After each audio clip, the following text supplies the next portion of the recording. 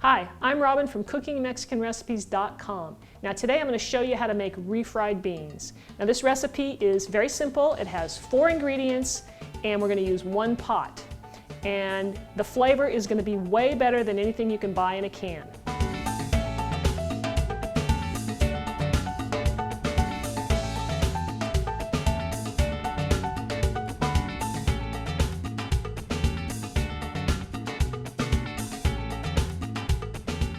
So in this video, I'm going to go over all the ingredients with you, then I'm going to take you step by step through the whole process, and at the end of the video, I'm going to give you a little tip on how to get some extra flavor into your beans. Let's go over our ingredients for the recipe. We're going to need 3 cups of pinto beans. Now pinto beans do have a Best By date stamped on the bottom somewhere on the package, and the reason they do that is because the older they are, the longer they take to cook. So you don't ever want to combine some old beans with some fresh ones when you're cooking them because they won't cook up evenly. Our next ingredient and what gives our beans flavor is some kind of fat. Now I have found through my experience that corn oil works the best. Olive oil is probably not a good choice because the flavor is just a little bit too strong. Now also we're going to need some garlic powder. This is just powder, there's no salt in this at all. And I'm going to be using probably about 2 teaspoons of that, and then we have some salt, and I'll probably use about 3 teaspoons of that, and we're going to taste them and possibly add another teaspoon. Ready? First thing we want to do is pour our beans out onto a flat surface so that we can sort through them. Okay, so I'm going to keep them over to one side, and then what I'm going to do is I'm going to pull them towards me, pull a handful towards me, and drop them into my bowl. What we're doing is we're looking for beans that don't look edible, and we're looking for rocks. So you can do this rather quickly by just taking a glance. You see how I'm spreading them out, and I'm just pulling them into my bowl. So here's a rock here. We want to get rid of that. Here's another rock. Just toss those aside. That's what we're looking for. Here's a bean that doesn't look quite like a regular bean, so I'm going to take that out. And just go through this until you're done. Pour your beans into a pan and fill it with some cold water. Now what we're going to do here is we're going to rinse the beans because they're not exactly clean.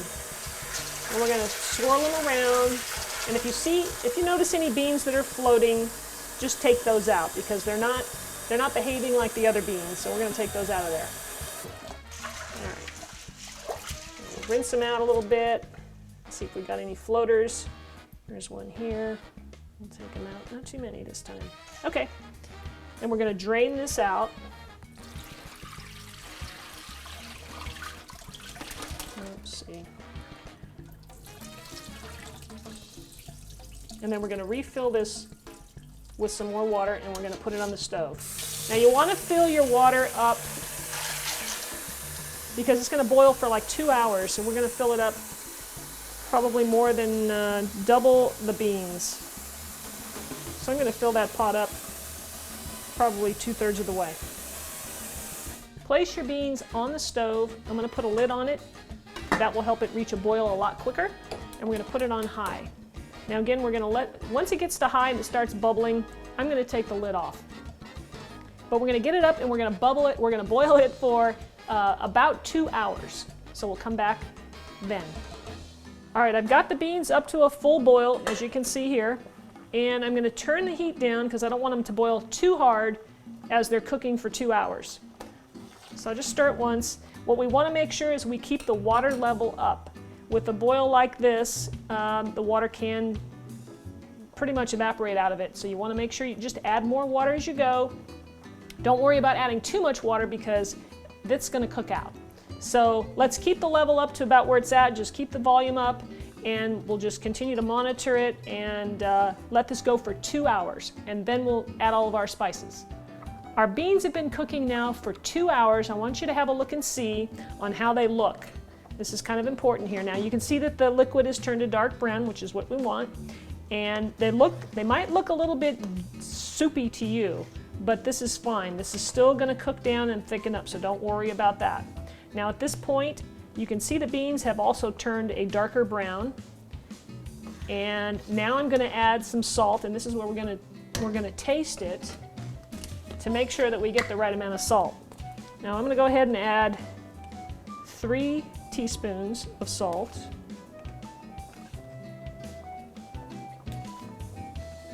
And I'm going to add the garlic powder.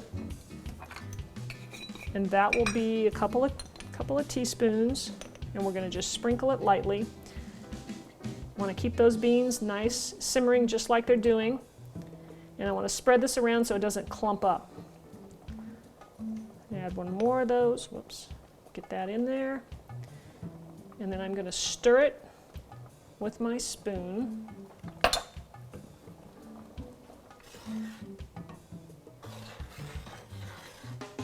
Okay, and now is when I want you to taste it at this point, so that's what I'm going to do here.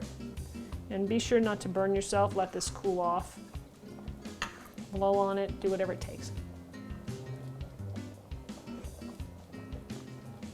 Okay, that's pretty darn good. I'm going to add just a little bit more salt, maybe another half a teaspoon or so. And now I'm going to add my oil. So I'm going to add about 1/4 cup of the corn oil. And that's not too much, that's just enough to give it some really good flavor. Now I'm going to let this simmer just like it is for another 1.5 hours or until it starts to stick. So you want to come in occasionally and stir it. And I'm going to let this cook down, it'll thicken up.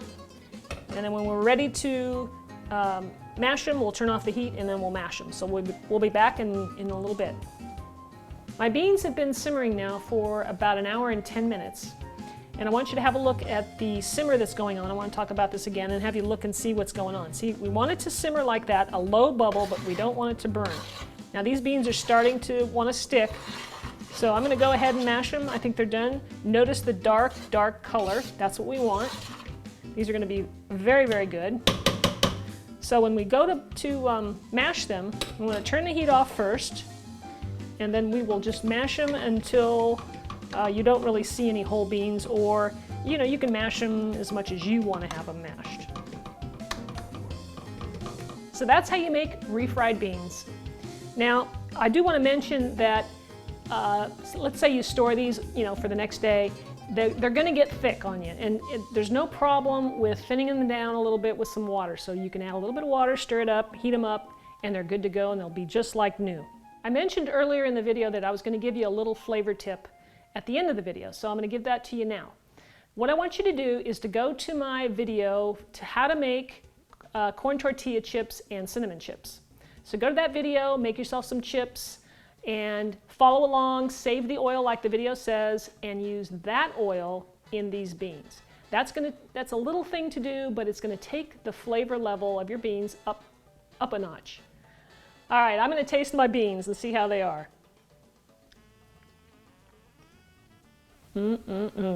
These are really, really good. Just wish I had some chips to go with them.